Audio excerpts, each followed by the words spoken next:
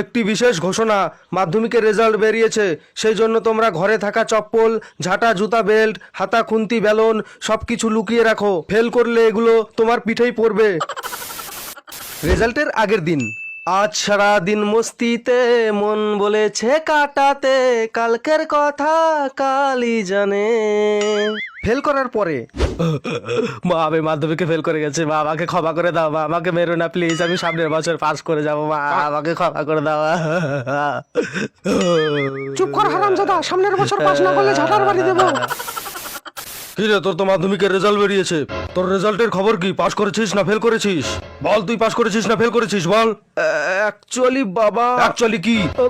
আমাদের স্কুলের কি? আমাদের স্কুলের হেডমাস্টারের ছেলে ফেল করে গেছে বাবা। হেডমাস্টারের ছেলে ফেল করেছে? পাশের বাড়ির ডাক্তার কাকুর ছেলেটাও ফেল করেছে। আরে তুই পাস করেছিস কিনা সেটা বল। পল্টুর বাবা ইঞ্জিনিয়ার, পল্টু এবার মাধ্যমিকে ফেল করেছে। আরে হারামজাদা, তুই পাস করেছিস কিনা সেটা বল। ডাক্তার ইঞ্জিনিয়ারের ছেলেরা যদি ফেল করতে পারে, তাহলে তুমি কোন হরিদাস পাল যে তোমার ছেলে পাস করবে?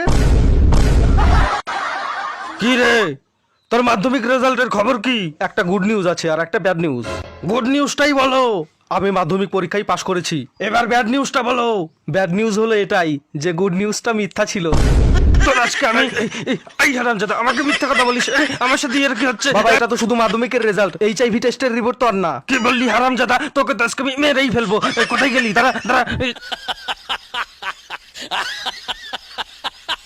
মাধ্যমিকের তো রেজাল্ট দিয়েছে। হ্যাঁ দিয়েছে। পাস করেছিস নাকি এবারেও ফেল করেছিস? একটা কথা কান খুলে শুনে রাখ, ফেল করলে আমাকে আর বাবা বলে ডাকবি না। তাহলে তুমিও আমার একটা কথা জেনে রাখো মদনলাল, যে তুমি আমার বাবা হওয়ার অধিকার হারিয়ে ফেলেছো। যখন তোমার বন্ধু পাস করে আর তুমি ফেল করো। আমি পাস করতে পারলাম না বাবা। আমি ফেল করেছি তাতে যত না কষ্ট হচ্ছে, কিন্তু আমার বন্ধু পাস করেছে তার জন্য আরো বেশি কষ্ট হচ্ছে।